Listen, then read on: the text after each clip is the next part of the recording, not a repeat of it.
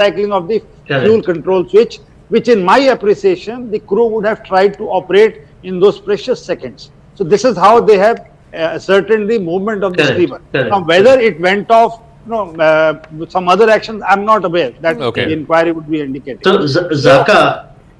Yeah, Mark, go on. Yeah. So Zaka, now this is absolutely correct. In fact, the QRH procedure says if the engine gets switched off, you got to recycle your fuel lever and you start. It's a FedEx, full authority digital engine control aircraft. So it's a standard procedure. The big question is, one, RAT deploying means everything is you're down to your last straw. That's the biggest clue here. Second, when your RAT deploys, you just got 30 seconds. Your engine relight procedure on the 787 is about 7 to 10 minutes for stable, and then you bring it up to your flight, flight thrust or takeoff thrust, and then there's a spool up time as well. There's no bypass. It's electric. It's got an electric motor to start the engines, so it tends to start fast, but you still need some time. At 30 seconds, there's no chance in hell that you're gonna have the luxury of 5 minutes. And when you're 700 feet and 180 knots with a speed bleed and losing altitude, so that's the second most vital piece of information that we have. The third part is this: the reason for the fuel cutoff valves to go to shutdown. It has been reported before. It's been ANA has reported it, Air Canada reported it, a couple of other airlines also had a similar problem.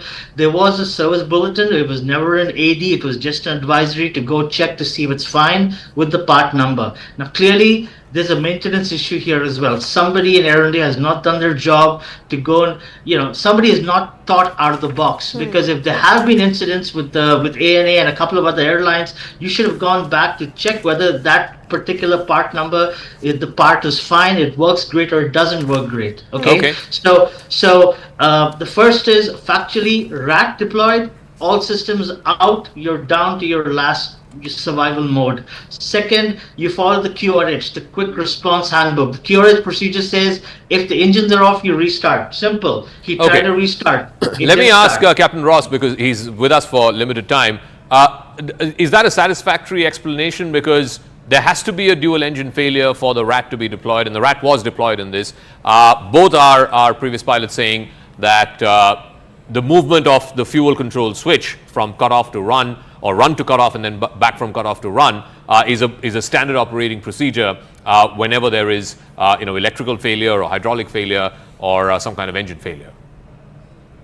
Yes, I agree. And I also agree with when Mark says there isn't any chance in hell at that altitude, at that time, for them to restart these engines. There was no way they could do that.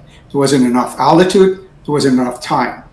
Everything up to 625 feet was normal. That was a normal rotation, normal takeoff. Everything was fine.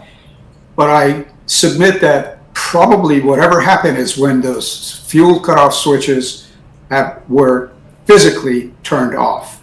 That's when you turn off the engine, causing the RAT to deploy. RAT, as you mentioned correctly, it brings limited amount of electricity and hydraulic power just to fly the airplane. It doesn't retract the gear or anything like that. It just doesn't have enough power. Therefore, my question is, why did those switches, and I don't agree with the gentleman that said those switches can turn off themselves. They cannot. It's impossible. Unless if it's an internal electronic malfunction, which is a possibility. I'm not saying it's impossible, but physically to turn off those two switches, someone has to do it manually. And perhaps they were following the procedure for restart the engine. But my only question is why, if that's such a low altitude where you have no chance, there was a possibility of having some power on those engines. But when you turn off those cutoff switches, you kill that any possibility of turning those engines on. And at that altitude and that airspeed, there is no way to gain control of that aircraft. Okay. Thank you, Captain Ross, for joining us. We'll take a quick break. When we come back, we'll continue this conversation.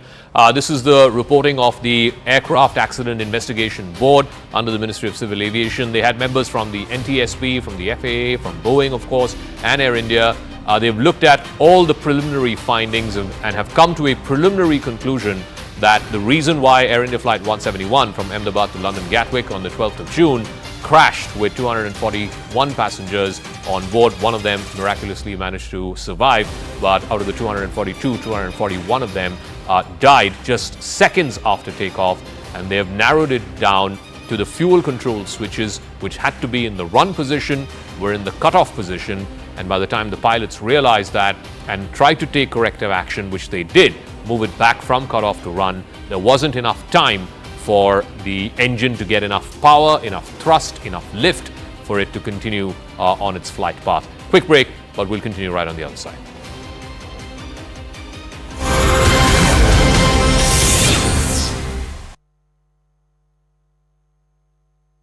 Brought to you by This is News 18 Network.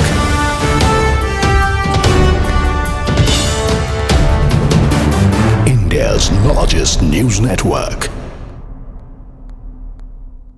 Welcome to our continuing coverage here of the preliminary finding of the Aircraft Accident Investigation Board, the AAIB, which was constituted under the Ministry of Civil Aviation. It has released a 15-page report which goes into what caused the crash of Air India Flight 171 from Ahmedabad to London Gatwick on the 12th of June. Today is exactly 30 days, a month since that fatal crash in which 241 out of 242 passengers died. Let's bring you up to speed with what the findings of the Aircraft Investigation Board are. Remember, the flight reached about 600 odd feet. Number one, both engines shut mid-air. This is what we've all been talking about for the last 1 month. It was a dual engine failure. The report attests that both engines had failed. Why did they fail? It also shows that at one point, before the 30th second, at one point, engine 1 gets relit. Fuel had been cut off to both engines. We'll get to that in 1 second, why that fuel was cut off. Engine 2 was also relit, but it failed to stabilize. It was not able to generate enough power for giving the aircraft enough lift and thrust to move up. It had reached only 600 feet. Number 4, and this is the most important point, the fuel cutoff switches were activated mid-flight. The pilots realized the fuel cutoff switches.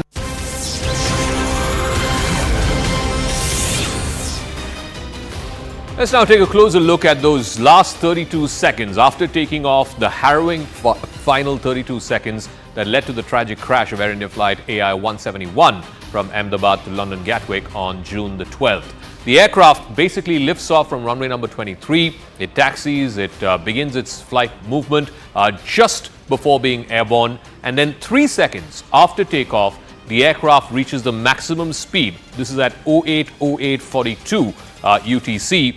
At 08:08:42, after 3 seconds after takeoff, it reaches the maximum speed of 180 knots. At this point, the 4th second, 1 second after that, the first fuel cutoff switch for engine 1 is moved from run to cutoff. Now, this has to be manually done. That's what multiple pilots have said.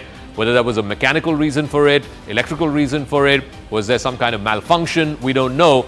But the fuel cutoff switch for engine 1 is cut off at the 4th second from the run position to the cutoff position.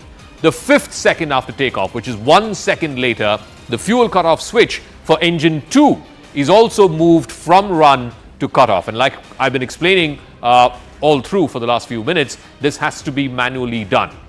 8 seconds after takeoff, both the engines lose power. It is a dual engine failure. There is a system called the RAT, or the Ram Air Turbine. You can hear the sound. It's like a propeller that deploys right next to where the landing gear is. It comes down. It gives enough electrical power, gives enough hydraulic power, so that the aircraft can be kept in movement. It gives the pilot and the co-pilot enough time and elbow room to try and maneuver the flight and to try and land it as safely as possible. After much effort, engine 1's fuel switch is then moved back from the cutoff to the run position. This is after the pilots realize, this is 13 seconds after takeoff, the pilots realize, one pilot is heard asking the other in the cockpit voice recorder, "Why did you cut off the switches?" To which the other pilot replies, "No, I did not cut it off." So at 13 seconds after takeoff, after they realize that the fuel switches are in the cutoff position, they move the first switch for engine 1 from the cutoff position back into the run position. A second later, the 14th second or the 15th second, you have the second engine also whose fuel cutoff switch has been moved from cutoff back to run. Unfortunately, because both engines had lost power and because this flight hadn't had enough power or thrust or lift, there wasn't enough time for both the engines to be relit and give the aircraft and the pilot and the co-pilot some elbow room to try and move this further on the flight path. At about 17 seconds after the takeoff, there is a mayday call that happens. It just says mayday, mayday, mayday, and then 32 seconds after takeoff, after continuous efforts by both the pilot and the co-pilot, the aircraft crashes. So there was just 30 seconds between liftoff and crash, and that didn't give either of them the enough time or give power to the aircraft and lift to the aircraft for it to be further airborne. Now, what is this fuel control switch? These are like two levers, these are like two jocks that are placed just below the aircraft control panel, and these have to be sort of manually moved. These switches are touched only twice during a flight. Either at the time of takeoff, they are moved from cutoff to run, or after landing, after you don't require more fuel to go into the engine, they are moved from the run position to the cutoff position. The cutoff position is the bottom position. So basically, you have this sort of blob on top of that jock. What the pilot has to do is to physically lift it. This is attached to a spring handle. You have to physically lift it, move it, whether depending on whether you're moving it from run to cutoff or cutoff to run. You have to then move it over this metal restrictor. This is a lock. Now, this cannot be done electronically or remotely. This has to be manually done because this has a spring attached to it. So the pilot or the co-pilot, whoever it is, they have to lift it and then over this metal constrictor, then move it to the cutoff position or the run position as the case may be, then release it so that then the spring load effect is released. So that has to be done manually and has to be done for both engines, for both switches. This is for engine 1 and this is for engine 2. At some point in those 30 seconds, at the 4th or 5th second, they realize that for the first engine, it has been moved from run position to cutoff position, and then the next second they realize for the second engine too, the second fuel control switch has been moved from run position to cutoff position. In the next 10 seconds or so, they try and move it back to the run position, but by that time, the aircraft loses power, both the engines lose power, as a result of which it's a dual engine failure, the RAT is deployed, and within 32 seconds, the aircraft crashes. I want to go across back again to Captain Ross. Air Marshal Kapoor, I believe, is still with us. But Captain Ross, I've just explained the sequence of events. I've also given out a little bit of details about the fuel control switches. You know, a lot of pilots have been taking exception to the fact that this could not have been manually done. The last thing the pilot or the co-pilot are doing within the first 30 seconds after takeoff is moving these fuel control switches. So what explains? First of all, I want to say that we're still kind of speculating, and I hate to do that. We don't have all the facts. What we know now, it eliminates some of the crazy ideas initially that everybody was wrong, especially the YouTube aviation experts. All these young pilots that are now telling everybody that they know exactly what happened, like the flap situation or configuration problem. We know there was no fuel contamination. We know there was no bird strike. But we do know that those two switches were at some point manually, as you correctly mentioned. And I must commend you for your knowledge, because a lot of interviews I do with TV, they have no idea what they're talking about. At least you know what you're saying, and it's correct in most cases. Those two, we want to know why those two switches were lifted into the cutoff position, because as you correctly mentioned, the sequence of events, everything was fine up to 180 knots and 620. And we saw in the video, it was a normal takeoff. Only after those switches were turned off is when we lost power, obviously, and for obvious reasons, because you're cutting off the fuel. And as I mentioned also, in that altitude, in that time frame, there was unfortunately no way they could have saved that flight. No one could have done that. All right.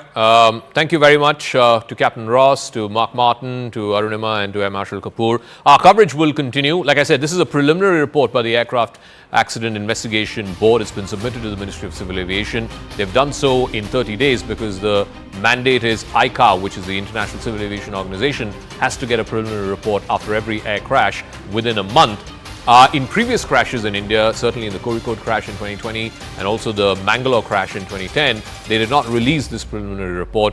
This time, the AAIB has chosen to put it public so that at least, the viewing public, the people who've been affected, the families who've been affected, have some preliminary understanding of what is it that led to the crash of AI Flight 171. But our coverage continues right on the other side.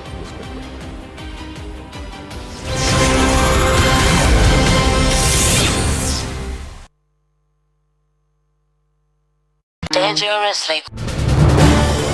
This is News 18 Network.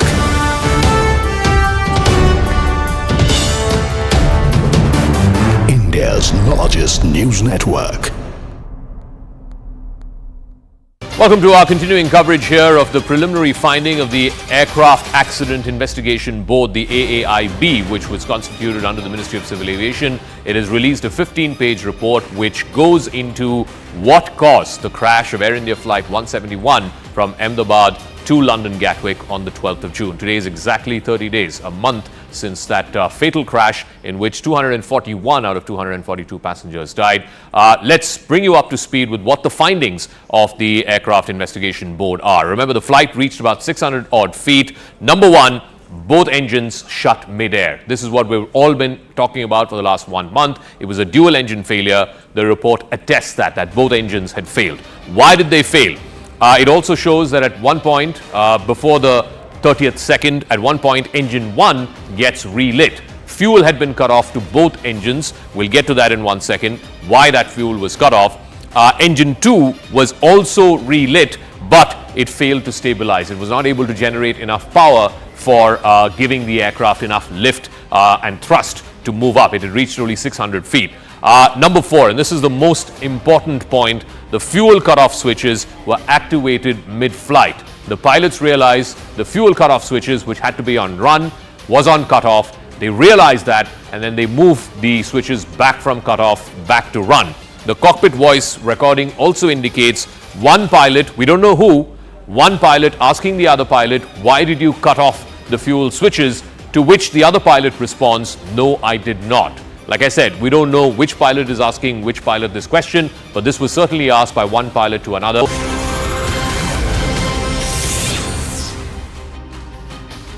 Welcome to our continuing coverage of the report, the preliminary report of the Aircraft Accident Investigation Board that has looked into why Air India Flight 171 from Ahmedabad to London Gatwick on the 12th of June crashed. My name is Zakir Jacob. This is what the preliminary finding is from the Aircraft Accident Investigation Board. It has now submitted its report to the Civil Aviation Ministry. The Ministry has put this up on its website, and we now have some preliminary conclusions as to what went wrong in those harrowing 32 seconds between takeoff and crash of Air India Flight 171. The report reveals that the fuel cutoff switches for both the engines, remember this is a double-engine Boeing 787 Dreamliner, it was moved from the run to the cutoff position. Now, the fuel control switches are the ones that control the movement of fuel from the fuel tanks through the chambers into the engine. The engine requires a mixture of fuel and air for it to be powered and for it to give the aircraft enough power, thrust, and lift. What was realized is that the fuel control switches, which should have been in the run position, were in the cutoff position. The cockpit audio, which has also been, some part of it has been included as part of the report of the Aircraft Accident Investigation Board. It does reveal a certain degree of confusion in the cockpit. One of the pilots, they've not identified who, but one of the pilots is heard asking the other, why did you cut off the fuel control switches? To which the other pilot responds, no, I did not. Investigators say that the crew were unsure about the shutdown or the failure of both engines. While the cause of it is still under investigation as to what led to the failure of both engines, they say it could be some kind of a system failure, or it could be a movement of these switches from the run to the cutoff position. For now, government sources have told CNN News 18 this is not the final report, this is the initial report, this is a preliminary sort of finding. Both Air India and Boeing have put out statements saying that they're continuing to fully cooperate with the authorities. So here are the big findings. Remember, it all boils down to what are called these fuel control switches. These are basically switches that control the movement of fuel from the fuel tank through the chamber into the engine so that the engine can get enough power to allow the aircraft to be airborne. There are only two modes for these switches. They are either in the run mode or they're in the cutoff mode. They're used for the engines to start, shut down or restart. And there are only two instances, two times where these switches are deployed or employed, either at the start of a flight or at the end of a flight. Now, what does it do? In-flight switch, it stops fuel supply from the fuel tank into the engine. What it does is, the result of it is that there is an immediate loss of power, immediate loss of thrust to the aircraft. Remember, it's not easy. This has to be manually done. The switch has to be lifted because it's attached to a spring. You have to lift the switch so that the spring releases there. You have to move it over a metal lock. You have to move it above a metal lock and then move it from the run position to the cutoff position, or vice versa. It has to be manual action. There are also these two guarded brackets on either side of these fuel control switches, and that is to prevent accidental hitting of the elbow of the pilot or the co-pilot and accidentally moving these switches from run to cutoff or cutoff to run. The question that's now being asked is, how did these fuel control switches cut off just a few seconds? 4 seconds after takeoff is when the fuel control switches were cut off. How did that happen? Here's how the fuel control switches and the entire fuel system of the aircraft works. The fuel is, of course, drawn from the fuel tanks. There are two tanks usually on the 787, on the left side and on the right side. The fuel is drawn from those tanks. It is pressurized by pumps because the fuel has to flow at a certain speed into the engine for it to be able to generate power. It flows through these fuel lines. It passes through filters. These filters have to remove any impurities that happen in the fuel. And remember, in this report, they've also checked the fuel from the Bowser and come to the conclusion that there was no impurity, there was no contamination of the fuel. The fuel control unit then regulates the speed and the pressure with which the fuel then flows into the engine. The fuel and air are then mixed in the carburetor before it's delivered in the cylinders, before it's delivered into the engine, and then the engine powers up. It gets enough thrust, it gets enough power to keep the flight going. The fuel-air mixture is ignited. It produces the power which is required to drive the aircraft. What does this fuel control switch do, and why is it a critical piece of equipment in the dashboard that's there in front of the pilot? In fact, in the 787, the fuel control switch is almost 90 degrees to the right of either the pilot or the co-pilot.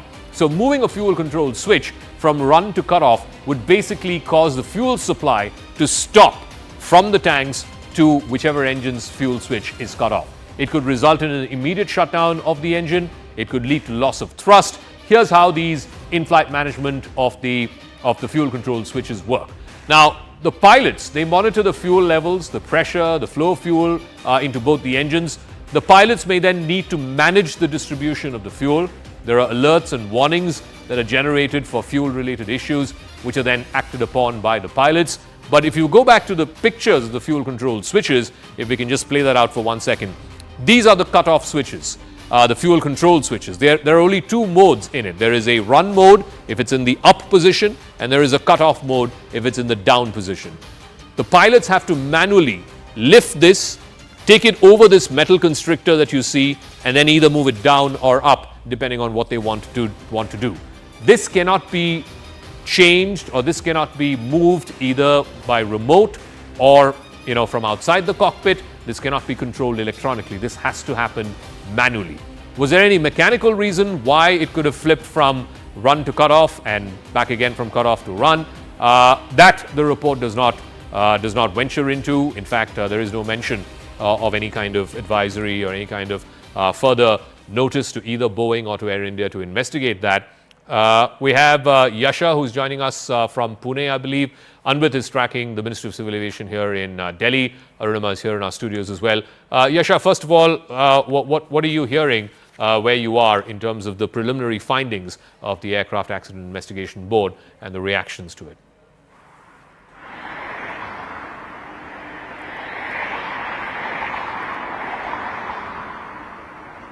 All right, Yasha, if you can hear me, is there any reaction either from the MOS or from any members of the Civil Aviation Ministry or from members of the Accident Investigation Board as to how they've come to this conclusion, this preliminary conclusion, may I add, in this preliminary report, that it was the fuel control switches that were in the cutoff position which cut fuel supply to the engines, and that led to a dual engine failure, and Air India Flight 171 crashed just outside the Ahmedabad airport. So when we speak of the MOS or the reaction from Civil Aviation Ministry, as of now they have not really commented. But of course, what we hear from government sources is that they've gone ahead and said that this is just preliminary report. They'll have to wait. In fact, it might take another 1 month or a longer time for a detailed report to be out, on the basis of which there can be further information that can throw light. Because if we go to see, yes, of course, there have been details about the fact that the fuel went from run to cut-off mode. Of course, there are also details from the black box speaking about the conversation that was there between the pilot and the co-pilot, wherein there was clearly a mention about how did the fuel in fact go from run to cut-off, because the other pilot happened to speak about the fact that he is not really put that on cut-off mode. Here the question remains as to how did this in fact really happen, because it's one of the rarest of the rare incidents, and considering that this does not really speak about either technical failure or human error, then what is it that actually led to this is something that remains unclear, which is where only once is where we hear from the investigative agencies and further details about this very incident is where there could be further light as to what really went wrong for this dual engine failure to take place, because clearly as of now, of course, there's a confirmation that there was a dual engine failure, but how did the in fact switch go from run to cut off is something that remains unclear. When we speak of government sources, here we in our have to studios. wait, because Anwar so is far tracking the ministry here. The minister is in Vizag, I believe that's his constituency. We have a reporter there, so the moment you hear from the minister, we will bring that to you. But Arunima, you've gone through these 15 pages. The only conclusion that they've made, and I want to underline again, this is a preliminary conclusion by the Aircraft Accident Investigation Board. They have said that 3 seconds after takeoff, they realized that the fuel control switches, which should have been in the run position, were in the cutoff position. Who did it? Why it happened? We don't have answers to that just yet. What do we know so far? So the timeline is quite interesting. The timeline, like you said, shows that in the initial part, when the aircraft was taxiing, it had enough power to complete the full run of the full runway length was utilized. So it had enough thrust, enough power to do that. Something happened as it took off. How that fuel control switch moved from run to the cutoff position, there's no answer given to that. But I do want to point out to page 6 of this particular report, which says that there was a Federal Aviation Administration, which is a USA body. They had issued a special airworthiness information bulletin in December 2018, in which the issue of the locking system of the fuel control switch was raised. However, this was an advisory, it was not made mandatory, and therefore Air India, when it was asked after this crash happened, whether they had carried out the check of the fuel control switch, they said no, because of course it was an advisory and not mandatory. And this report goes on to say, I am just quoting, as per information from Air India, the suggested inspection when not carried out as the SAIB was advisory and not mandatory. The scrutiny of maintenance record revealed that the throttle control module was replaced in 2019 and 2023. There is no defect reported pertaining to fuel control switch since 2023 on aircrafts of this kind. So that explains why Air India did not carry out the check. But what did not happen in 2023, did it happen in 2025? We don't know. There's no conclusion reached, but a lot of unanswered questions. So between 2018, when this non-mandatory advisory was put out, or even after 2023, after this part was replaced, this flight and thousands of other such Streamline 787s would have flown thousands of hours. Yes, absolutely. So again, I'm coming back to that question. There's only one way in which this fuel control switches would have gone from run to cutoff, and that is manually. And even if it was a defective part, nothing was reported since 2023, at least in this particular aircraft. Yes, and again to quote the report, it says the fuel control switch design, including the locking feature, the exact features about which you are talking, including the locking feature, is similar on various Boeing airplane models, including part number 4TL8373D, which is fitted in Boeing 787 and 788 via aircraft VT-A and B. As per information from Air India, I just told you there was no inspection carried out of this part. Scrutiny of maintenance record revealed that the throttle control module was replaced in 2019 and 2023. However, the reason for replacement was not linked to fuel control switch. So even if these aircraft saw the throttle module getting replaced twice in 2019 and 2023, it was not because a complaint has been raised about a fuel control switch. So far, before the June 12th crash happened, fuel control switch had actually not come in into so much scrutiny. Yes, there was an advisory in 2018, but even that was not considered so critical or so crucial that everyone involved was asked to carry out this check before every aircraft flew. This is the first time that such intense scrutiny of that switch is happening. All right, before we go across to more of our reporters and also our guests who are joining us, I want to bring you up to speed with those final 30-odd seconds, 32 seconds between takeoff and crash. What exactly happened? Now, we have some preliminary findings from what is this preliminary report of the Aircraft Accident Investigation Board that's been submitted to the Ministry of Civil Aviation. And this is how those final 30 seconds transpired on board Air India Flight 171. The taxiing, the movement through the runway, the use of the full length of the runway, all that is normal. So it taxis. There is enough power at that point of time for Air India Flight 171 to taxi, to reach the maximum speed. After takeoff, after about 3 seconds after takeoff is when 0 seconds after takeoff, the aircraft lifts. It reaches that speed that is required. I think it's called V1 or V2, a certain amount of speed that is required for it to take off. 3 seconds after takeoff, it reaches the maximum speed, which is 180 knots. That is again recorded. This is at 08:08:42, which is universal time. 08:08:42, it reaches 180 knots. 1 second after that, that is 4 seconds after takeoff, the fuel supply to engine 1 is cut off because the fuel switch has been moved from the run mode to the cutoff mode. The next second, fuel supply to engine 2, the fuel switch has been moved from run mode to cutoff mode. So that happens 4th and 5th second after takeoff. After 8 seconds after takeoff, because the fuel supply had been cut off to both the engines, the RAT deploys. The RAT is the Ram Aviation Turbine. It's a mechanism in most Boeing flights as well as Airbus flights where if there is a dual engine failure, then the Ram Aviation Turbine deploys. It gives basic electrical and hydraulic power to the engines, to the cockpit, so that the pilot and the co-pilot can maneuver this flight and try and take it in the direction where they can land it safely. 13 seconds after takeoff, manually, after the pilot and the co-pilot realize that, look, the fuel engine switch, the fuel cutoff switch, which should have been in the run position, is in the cutoff position, and one pilot asks the other. In the report, they've not identified which pilot is asking which, but one pilot asks the other, why did you cut off the switch? To which the other pilot replies, no, I did not. 13 seconds after, they move it back from cutoff to run for the first engine, and 17 seconds after takeoff, they move it from cutoff to run for the second engine. And then right after that, around 22, 23 seconds, 26 seconds is when the pilot makes the Mayday call, Mayday, Mayday, Mayday, and then 32 seconds later after takeoff, the aircraft crashes. So between takeoff and crash, there was barely 30 seconds. There wasn't enough time for the pilots to respond. There wasn't enough power, thrust, or lift to this aircraft so that it could be maneuvered and further continued to be airborne.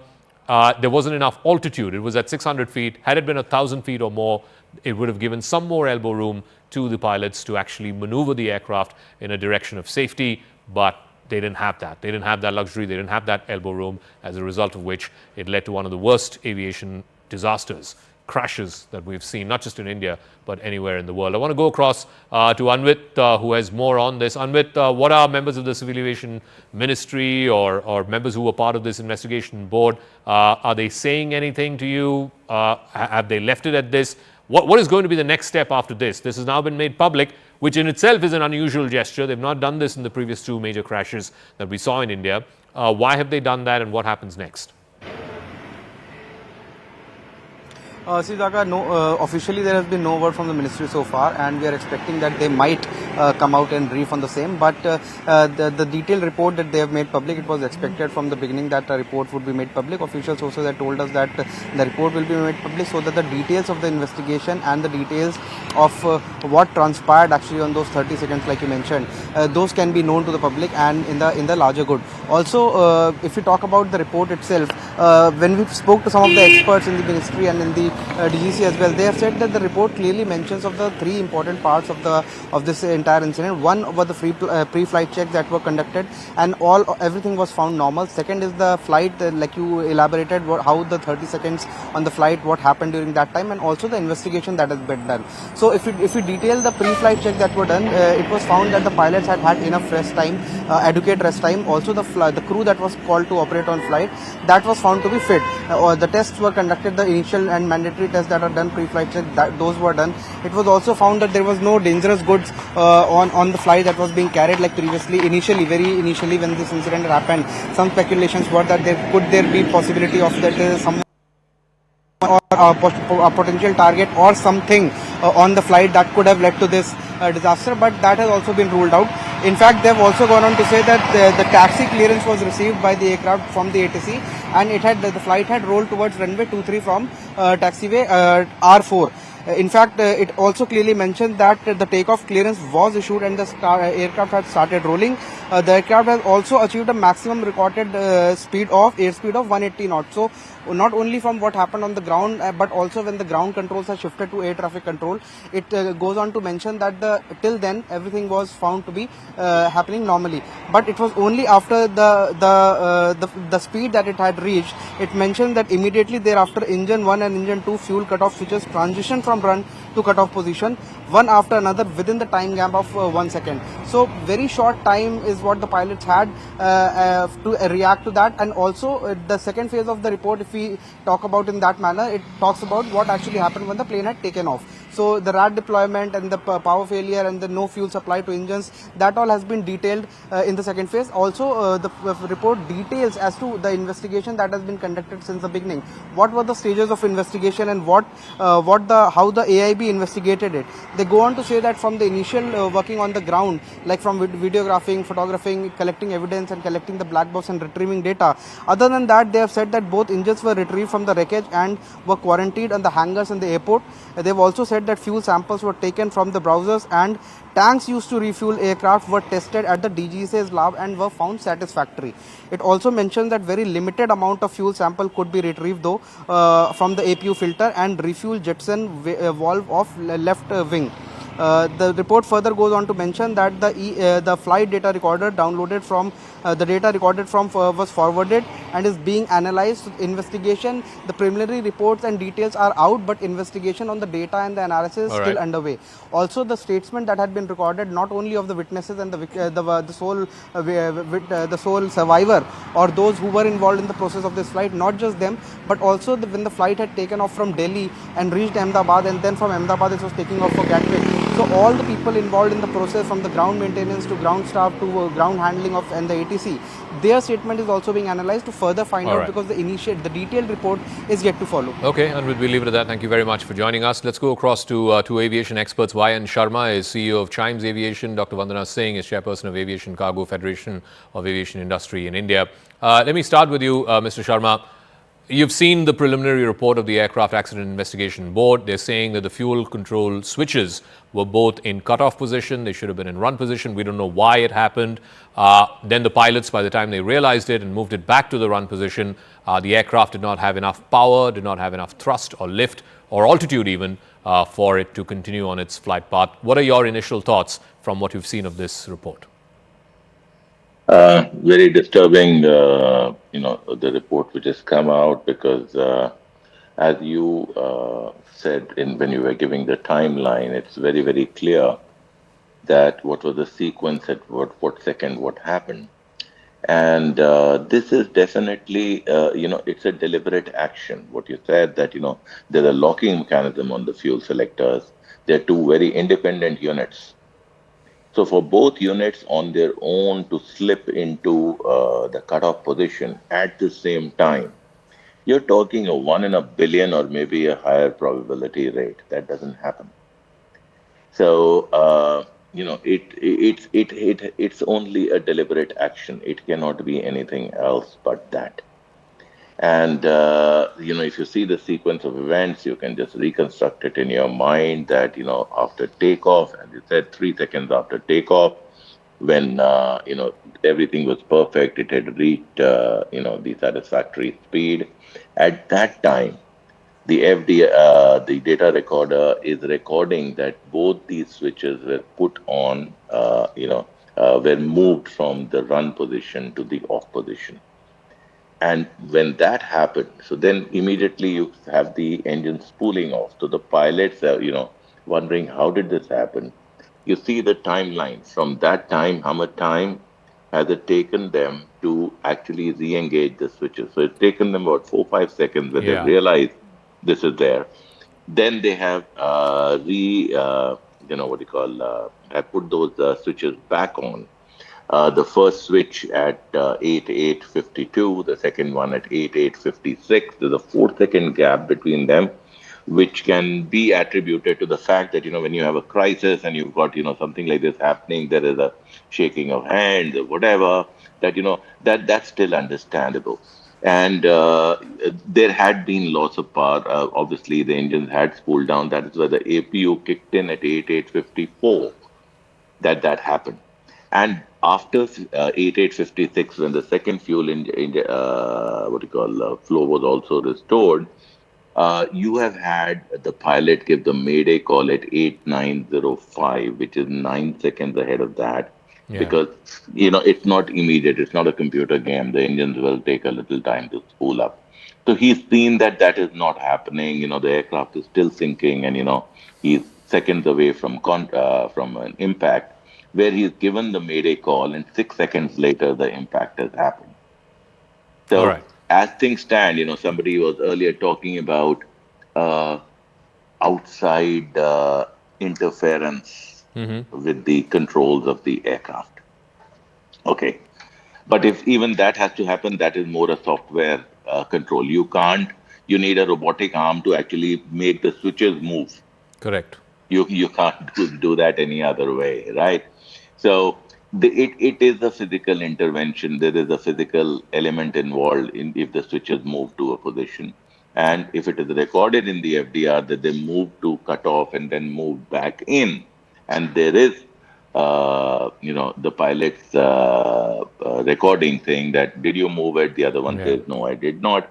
We don't know whether the P1 questioned the P2 or the P2 questioned the P1 here. We still don't know that. So, as things stand right now, it looks like a manual.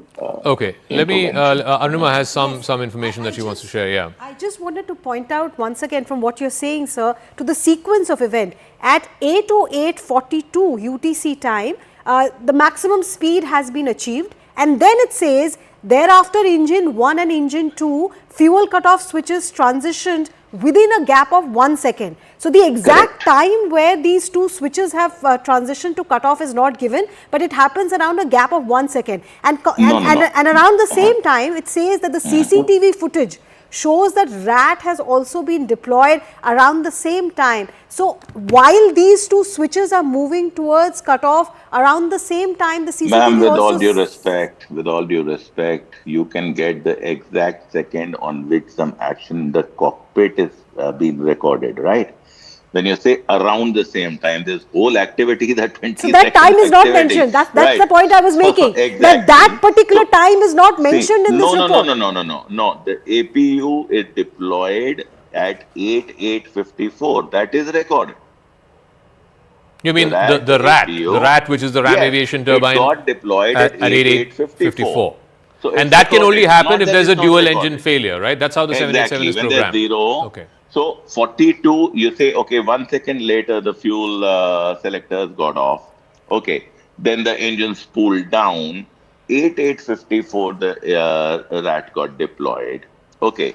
At 52, before that, it had got identified that, you have a problem, your fuel's not there. At 52, they've initiated the action of turning the switches back to run. The first one at 52, the second one at 56. Okay. Okay, so let me take this further with Dr. Singh as well as Mr. Ishan Khalid is also now joining us. Captain Ishan Khalid is a former IAF pilot and an aviation expert. But Dr. Singh, let me ask you, given whatever we know, and I don't want to prejudge, this is not a finger pointing exercise or a blaming exercise. This is still a preliminary report. It's just 15 pages. They've, again, made a decision to make this public. They've not done this for the previous two major crashes that we saw in 2020 or in 2010. They've made this public so that at least the families of the victims know in a preliminary fashion what is it that led to the crash of AI-171. What do you make of this report and the fact that the report seems to be alluding to the fact that the fuel control switches, which should have been in the run position, were in the cutoff position, and the pilots, by the time they realized and moved it back to run, they didn't have enough time, the flight didn't have enough lift or power to continue to be airborne. Thank you for having me on your show. What we see is a sudden loss of power, no climb, 625 feet. At that stage, the pilots were only focusing on taking the aircraft to a certain height. And then we see that this fuel switch issue has happened. Now, the question is, as you rightfully said, this is the preliminary investigation. That this investigation has been made public in a month of the crash, that itself is a welcoming sign here. Of course, this needs to go deeper as we evolve deeper into the investigation, and we need to be given an update because the global public needs answers. All of us need answers to this, and I'm glad that this report is coming out public. As far as the faulty switches are concerned, there are a lot of theories behind it, but pilot 1 asking pilot 2, why did you cut it off? And the pilot 2 saying negative, or saying, I did not cut it off. And then, of course, both of them trying their best to do whatever they can, and realizing at 625 feet that there's not much that can be done in those 4 seconds. There's a mayday, mayday, mayday call, and then the aircraft just comes crashing to the ground. Looking at all of this, I think there has to be deeper investigation into the entire FedEx system, looking into the software, electrical malfunction, glitches that could probably cause this. Of course, we know that these gears, of course, are manual. Then the question arises, what was happening for the last 7 years? If there was an advisory, which was in 2018, December, on December 17th, 2018, even if it was an advisory, why was it not taken seriously? Where were the stakeholders over there? Why is it that we were waiting for 2025, June 12th to happen? Okay. Why were these not done? There are lots of whys that needs to be answered. There are lots of dots that need to be joined here and lots of answers that need to come out. This is a preliminary investigation again, I repeat. So lots of things will come out from this. Over to you. We'll take a quick break and then we'll come back to Captain Ishan Khalid after this as well. So like I said, this is a preliminary report, and the preliminary report seems to be alluding to the fact that these fuel control switches, which by the way are not touched at all, they're touched only twice, either at the time of takeoff or after landing, because that's what controls the flow of fuel from the fuel tanks into the engine to power up the engine. Why it moved from run to cutoff, whether it was manually done, it can only be manually done is what we are given to understand. But was there any mechanical reason or a software reason, an electronic reason for why it was in the cutoff position and not in the run position? Those details are not there in this preliminary report. We'll try and dig a little deeper on the other side of this quick break.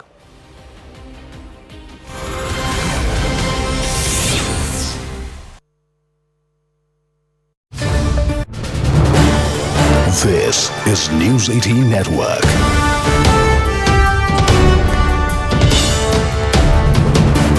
India's largest news network. Welcome to our continuing coverage here of the preliminary finding of the Aircraft Accident Investigation Board, the AAIB, which was constituted under the Ministry of Civil Aviation. It has released a 15-page report which goes into what caused the crash of Air India Flight 171 from Ahmedabad to London Gatwick on the 12th of June. Today is exactly 30 days, a month since that fatal crash in which 241 out of 242 passengers died. Let's bring you up to speed with what the findings of the Aircraft Investigation Board are. Remember, the flight reached about 600 odd feet. Number one, both engines shut mid-air. This is what we've all been talking about for the last 1 month. It was a dual engine failure. The report attests that both engines had failed. Why did they fail? It also shows that at one point, before the 30th second, at one point, engine 1 gets relit. Fuel had been cut off to both engines. We'll get to that in 1 second, why that fuel was cut off. Engine 2 was also... All right, so the preliminary report of the Aircraft Accident Investigation Board has been submitted to the Ministry of Civil Aviation. They have put it up on their website. We have access to it now. In the preliminary report, the findings are that it is all pointing in the direction of the fuel control switch, which should have been in the run position. It was in the cutoff position, and the pilots didn't have enough time. The aircraft didn't have enough power or lift or thrust to continue being airborne. Those fuel control switches, that's where the questions are now being asked. Many questions basis this preliminary report of the Aircraft Accident Investigation Board. Here's how that system, this whole fuel system works. The fuel is drawn from the tanks, and usually in the 787 there are 2 tanks, one on the left side, one on the right side. So there are 2 tanks that are meant to power both the engines. It is pressurized by pumps. The pressurized fuel then flows through what is called the fuel lines. Then it has to pass through the fuel filters. It is these filters that have to remove impurities that are there, if any, in the fuel. And by the way, this report has also examined the fuel, and they've come to the conclusion there was no impurity in the fuel. There was no contamination to the fuel. The fuel control unit then regulates the flow of fuel to the engine. The fuel and air mixture is mixed in the carburetor before that mixture is then moved on to the cylinder for delivery. The fuel-air mixture is ignited, and that is what produces power to drive the aircraft. Now, something happened whereby that fuel from the tank to the carburetor and from the carburetor to the engine, that supply was cut off. And it was cut off because the fuel control switches, which are right next to the dashboard in front of the, to the side of the pilot and the co-pilot, those switches which should have been in the run position were in the cut-off position. They were apparently and can only be manually moved in either direction because they have to be lifted. There's a spring that is attached to it. It has to be moved over a metal constrictor or a lock constrictor that is there, and then moved either up or down depending on what the action is that the pilot or the co-pilot is doing, and then it has to be released, whereby the spring load action then releases itself. Now, it does raise fundamental questions. Remember, because during this 30 seconds, there's also the flight, the cockpit voice recorder, which is shown, and they've attached this to the report. One pilot asking the other, why did you cut off the switches? And the other pilot responding, no, I did not. So who was pilot 1, who was flying the aircraft? Who was pilot 2, who was monitoring the switches and the other electronic stuff on the dashboard in front of him? There is pilot flying and there is pilot monitoring. It's not necessary that the more experienced pilot is always the one who's pilot flying. Sometimes, most times, it can also be that the pilot with the more experience is the one who's pilot monitoring, and the PF, or the pilot flying, is the junior pilot. There was a technical glitch which led to both the switches failing. Both the switches which had to be in the run position had been moved to the cutoff position. Who did it? Why they did it? Did it happen because of manual action? Did it happen because of technical action? We don't know. Minimum 3 to 4 seconds. Experts say minimum 3 to 4 seconds is required to move the switch either from run to cutoff or from cutoff to run. Also, why can't the voices be identified? Why is the CVR not saying who was the pilot who asked the question, why did you cut off the switches, and who was the pilot who responded by saying, no, I did not? So those are the big questions that are being asked. We still have our guests, and I want to go across to Captain Khalid. I've just laid down as best as I can as a layman, Captain Khalid, that this was a sequence of events that happened on board Air India Flight 171. What are your initial thoughts, your assessment of, again, the question that boggles the mind is, why was that fuel control switch in the cutoff position? Okay, a very long-awaited AIB report that has been, preliminary report that has been shared, and you are covered in most of the detail what needed to be covered. And as the previous guest was saying, these switches do not have a movement of automatic movement mechanism. Like, it is not something that it will move. There is a failure and that will cause it to move. Okay. The language that the AIB has used is actually opening all kinds of speculation that we are discussing. This fuel switch has two positions, cut off and run. And every pilot, every engineer will use this switch with this fuel switch moved from cutoff to run or moved from cutoff or run to cutoff. There is no word used as transitions. Okay. Transition, if you use transition, you are giving an implication that it is doing automatically. So this language that has been used in the AIB report is now the reason of our discussion. Okay. While what would be the right word to be used would be that the fuel cutoff switch at 8:42 stamp was moved from run to cutoff within 1 second. At 8:56, the switches were moved to run position. That would have been absolutely correct, but they used fuel switch was transitioned. Why do you think that is? Right, because that language is true for fuel shutoff valve. This switch controls the fuel shutoff valve, the valve that transitions from cutoff to run and run to cutoff. So that valve, we don't say it moves from this to this, we say it transitions from this to this. So the report has now put in two technical statements and stitched it together for whatever reason that they thought it to be the right one. Okay, and instead of saying that this switch does not cause engine to fail or on, it is the fuel shutoff valve that decides the position of fuel shutoff valve that decides whether the fuel will go or not. Okay. Now that fuel shutoff valve is also controlled 100% of the time by FedEx and EEC.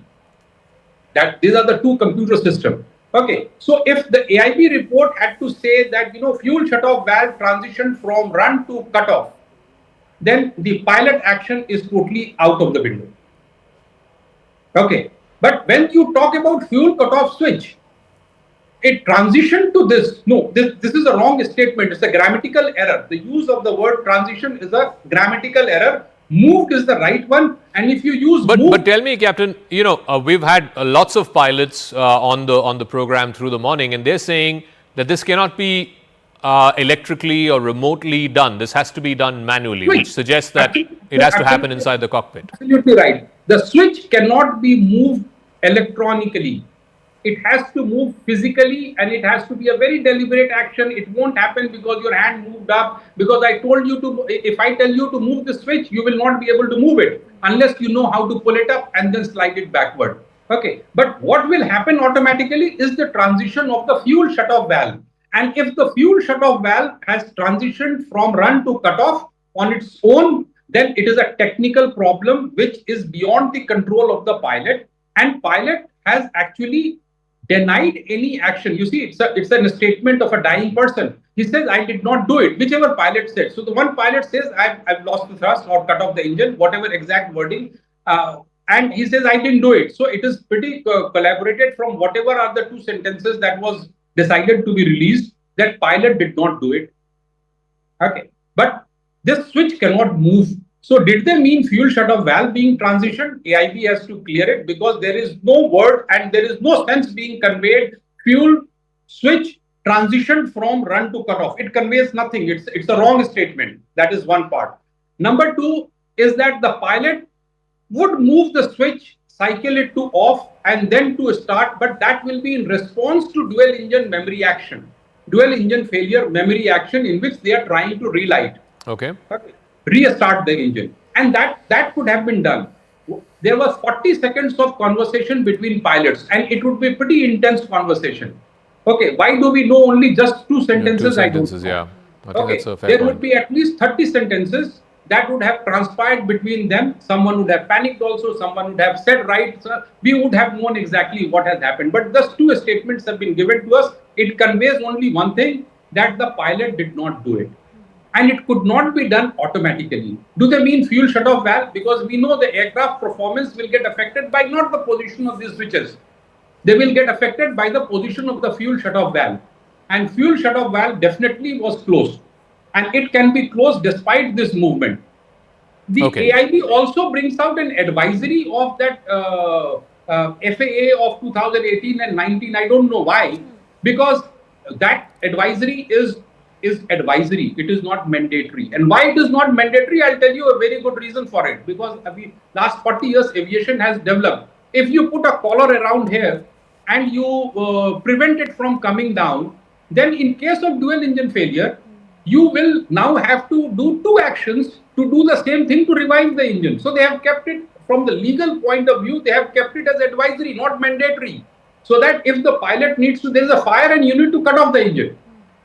Then now there is two actions, remove the collar and then move the switches. So that is advisory. Okay, and that it will, if that particular switch has failed, it does not mean that engine will go off. Let me tell you, these aircraft are designed, if all the electrical fails, fuel shutoff valve defaults to open position. Once again, let me tell it to your individual. All aircraft in this world, if all the electricity fails, you remove the battery also, then the fuel shutoff valve defaults to open position, not closed position. So going to closed position is a positive electrical action.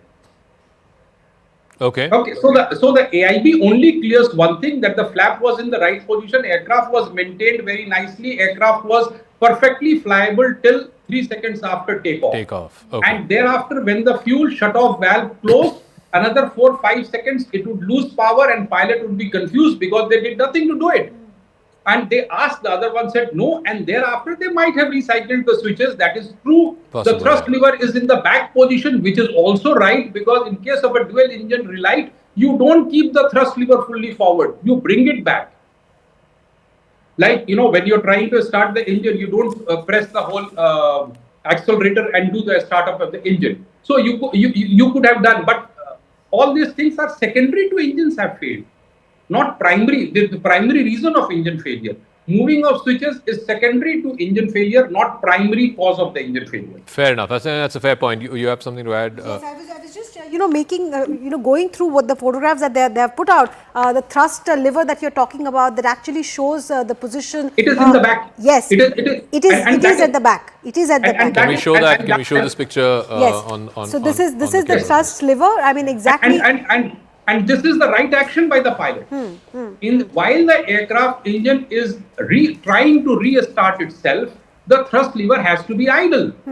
So here the pilot is totally at the top of the thing. It is just technically the technology is not helping them. Right. Okay. Right. No electrical failure will cause fuel shutoff valve to close.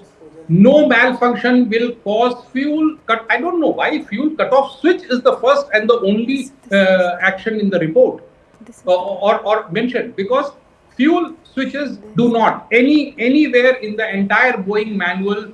Boeing themselves have not referred to fuel switch transitioning or the checklist says move this to this, move this to this. The word transition does not apply to fuel switch. Right. Right. So these are the two pictures that you're referring Correct. to. This shows the fuel switch, and this is the thrust lever. And like you're mentioning, the thrust lever is pulled backwards. So the sequence, like you're mentioning, is what the report also has concluded here.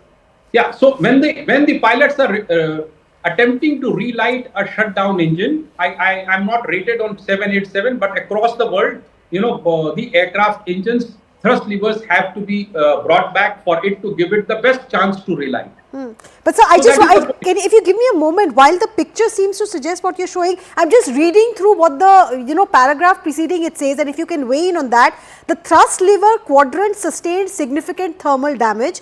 Both thrust levers were found near the aft or the ideal position. However, that is factual statement. Yes. That is a factual statement. However, the EAFR data revealed that the thrust levers remained forward takeoff thrust until the impact. Both fuel control switches were found in the run position. The reverse levers were bent but were in the stored position. The wiring from the TO/GA switches and auto throttle disconnect switches were visible but heavily damaged. Okay. I am not privy to EAFR report. Okay, but I can see the visuals of it. It is in exactly right position that the pilot would, if the pilot is at the top of the game, this is how the aircraft will be. The landing gear will be down because there was loss of power. The flaps will be at the same place because you have not accelerated. The engine run switches will be at the engine run position and thrust levers will be idle. This is exactly how it will be when the pilot has done no mistake. Okay. Okay, all right. We'll take a break on that note, but our coverage continues on the preliminary report of the Aircraft Accident Investigation Board, which was constituted to look into what caused AI 171, Air India flight from Ahmedabad to London Gatwick, to crash with 242 passengers on board. 241 of them died. There were 20 others who died on the ground as well, in the hostel that where the impact had happened. And today we have some preliminary findings, some preliminary answers as to what led to the crash of AI Flight 171. Quick break, but our coverage continues on the other side.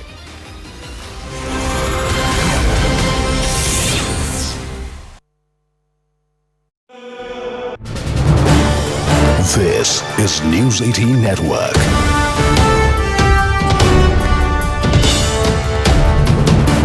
India's largest news network. Welcome to our continuing coverage here of the preliminary finding of the Aircraft Accident Investigation Board, the AAIB, which was constituted under the Ministry of Civil Aviation. It has released a 15-page report which goes into what caused the crash of Air India Flight 171 from Ahmedabad to London Gatwick on the 12th of June. Today is exactly 30 days, a month since that fatal crash in which 241 out of 242 passengers died. Let's bring you up to speed with what the findings of the Aircraft Investigation Board are. Remember, the flight reached about 600 odd feet. Number one, both engines shut mid-air. This is what we've all been talking about for the last 1 month. It was a dual engine failure. The report attests that both engines had failed. Why did they fail?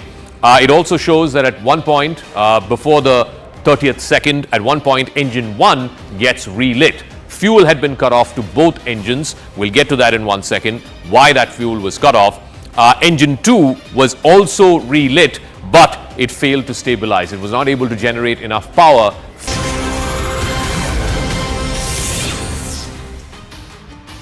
Welcome back to our continuing coverage of the Aircraft Accident Investigation Board's preliminary findings as to what led to the crash of Air India Flight 171 from Ahmedabad to London Gatwick on the 12th of June. It's exactly a month since that unfortunate air disaster happened, and we now have some preliminary answers as to what happened in those final 30-odd seconds that led to the tragic crash of AIR 171.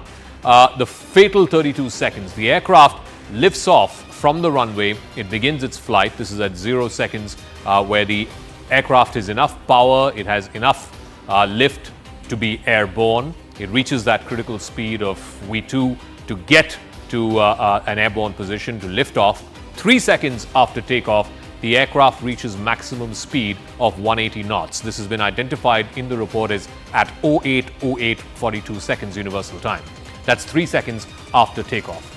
This is maximum speed of 180 knots. The next second, which is the 4th second after takeoff, the first fuel cutoff switch, which is for engine 1, is moved to cutoff position from the run position. These fuel control switches, they need to be in the run position. They are what control the movement of the fuel from the fuel tanks through the carburetor into the engine. 4 seconds after takeoff is when the first fuel switch is moved from run to cutoff. The very next second, which is the 5th second after takeoff, 1 second later, the fuel cutoff switch for engine 2 is also moved from run to cutoff. This is 5 seconds after takeoff. And then, as a result of fuel flow being cut off to both the engines, 8 seconds after takeoff, both the engines lose power. It's a dual engine failure. The RAT, or the Ram Aviation Turbine, is deployed. You can see that coming off from the undercarriage, from the underbelly of the aircraft. It's like a propeller. You can hear the noise from that footage that was shot on the day of the crash as well. The RAT just gives you basic power, basic electric power, basic hydraulic power, so that the pilot and the co-pilot can maneuver the aircraft and take it to safety. Then, 13 seconds after takeoff, that's when the pilot and the co-pilot, and there's a conversation that's been reported in this report as well, the AIB's report. One of the pilots asks the second pilot, "Why did you cut off the switches?" To which the second pilot responds, "No, I did not cut off." So 13 seconds after takeoff, the first switch is moved back to run position. 17 seconds after takeoff, the second switch, which controls the flow into the second engine, that is moved back from cutoff to run. And then at 26 seconds, which is less than 30 seconds after takeoff, the Mayday call is issued by one of the pilots. Mayday, Mayday, Mayday. 4 seconds after that is impact. 32 seconds after flight AI-171 took off from runway number 23 of the Ahmedabad airport, it crashes right outside the perimeter wall of the Ahmedabad airport. The 787's fuel control switches, they are basically these manual switches which only have two modes. They are either in run mode or in cutoff mode. They are used for starting the engine or shutting down the engine or restarting the engine in flight in case some glitch is noticed. Usually they are touched only at 2 points, either before takeoff or after landing. It basically stops the supply of fuel into the engines. Thereby, it results in the immediate loss of power, loss of thrust. Now, this is not an easy thing to do because there is a metal stop lock whereby you have to lift this switch, move it over that metal stop lock, and then release the spring. It has to be lifted, moved over the metal lock, and then release the spring. There's also two guarded metal brackets on either side of these two switches so that there is no accidental movement either from run to cutoff or from cutoff to run. But questions are being raised as to how the fuel control switches were cut mid-off. These are the two fuel control switches. You can see there's like a blob on top of this switch. You have to lift that because it has a spring-laden action inside. You have to lift that, and you see this metal constrictor. You have to move it over that metal constrictor either from up to down, which is from run to cutoff, or from cutoff to run. You have to move it manually over this metal constrictor, and that can only be done through manual action. Then you lift it, move it over the constructor, and then leave the release, which is when the spring goes back into resting position. So that can only be done manually, and you have to do it individually for both switches. You have to lift it, move it over the constrictor, and then release the spring. So what happened on AI-171 was that they realized that both these switches were in the cutoff position 4th second and 5th second after takeoff. Then both the pilot and the co-pilot tried to move it back up into the run position. There is a conversation which has been recorded in this report, a conversation between the two pilots, one pilot asking the other, why did you cut off the switches? The other pilot responds by saying, no, I did not. Arima, what further insights do you have from this 15-page report? And I want to add a caveat. This is a preliminary report. We don't know the entire picture as to what happened, but the preliminary indication is that these fuel cutoff switches, which should have been in the run position, were in the cutoff position. So I want to take the cue from where you said the pilots were having a conversation. So who was in the position of flying and who was the co-pilot? The co-pilot who was flying, which is the PF, seems to be Clive Kundar. The co-pilot was pilot flying is what the report says, and the PIC was the pilot monitoring or PM for the flight. So Sumit Sabharwal was the pilot monitoring and Clive Kundar was the pilot flying. That has been made clear in this particular report. And the second thing is the sequence of event that the report makes clear. The timeline is quite important because, you know, if we were to presume that there was something wrong with the fuel control switch right from the word go. First thing, when this flight took off from Delhi and landed in Ahmedabad, why was this not flagged off? There was a complaint made and there was a complaint recorded. There was some anomaly in the flight, but it had nothing to do with the fuel switch. In fact, it had to do with the computerized tilt of the plane's nose that was noted. Nothing to do with the fuel switch.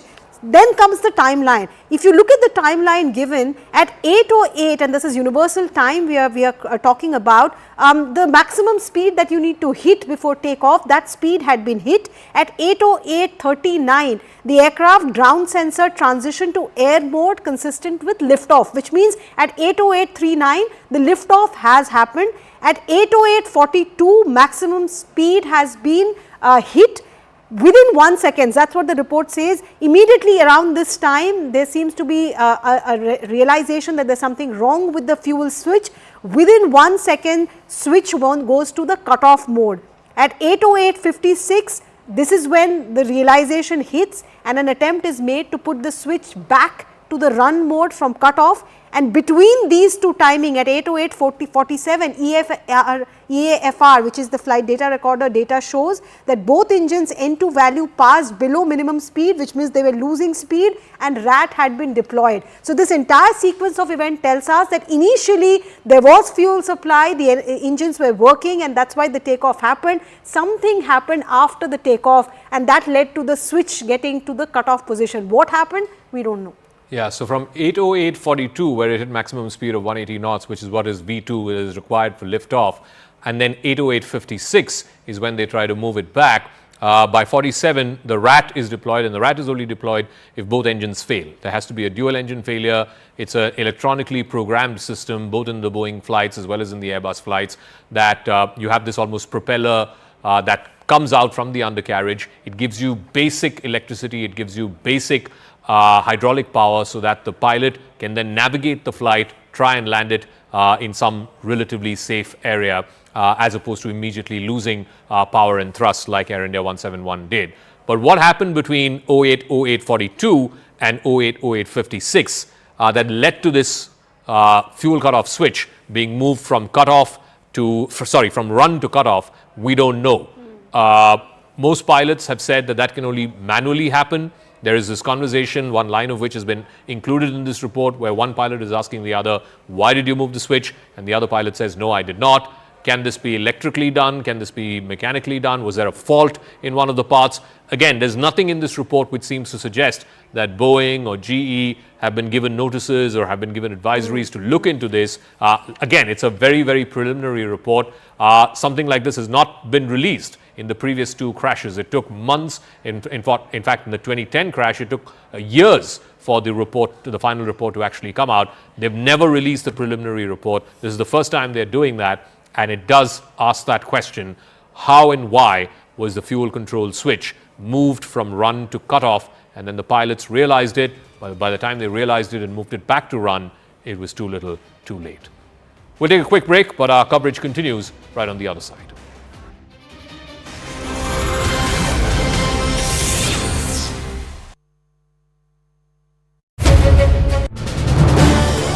This is News 18 Network.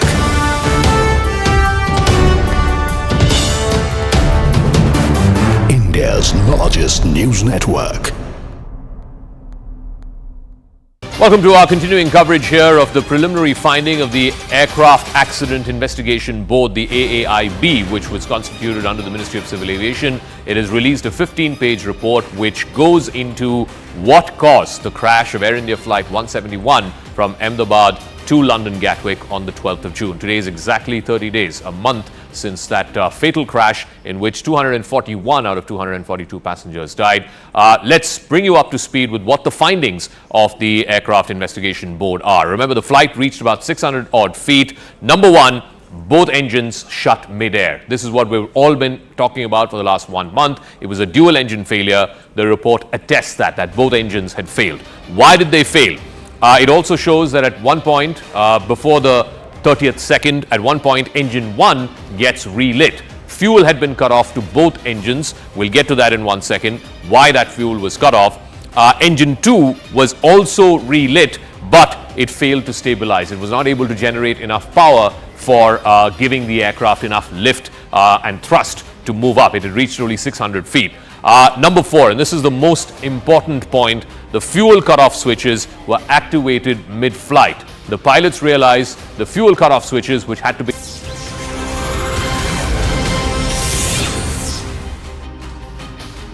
Welcome to our continuing coverage of the report, the preliminary report of the Aircraft Accident Investigation Board that has looked into why Air India Flight 171 from Ahmedabad to London Gatwick on the 12th of June crashed.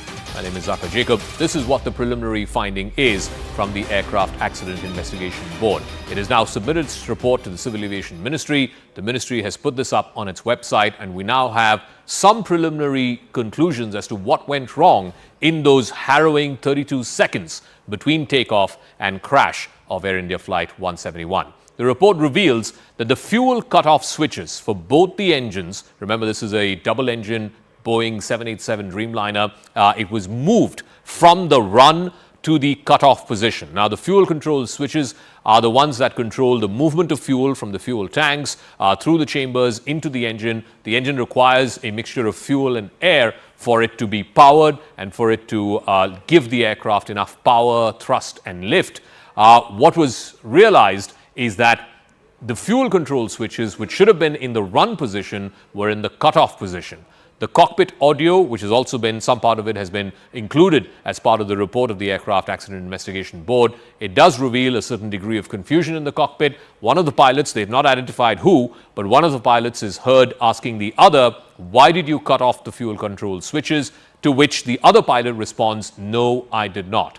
Investigators say that the crew were unsure about the shutdown or the failure of both engines. While the cause of it is still under investigation as to what led to the failure of both engines, they say it could be some kind of a system failure, or it could be a movement of these switches from the run to the cutoff position. For now, government sources have told CNN News 18 this is not the final report.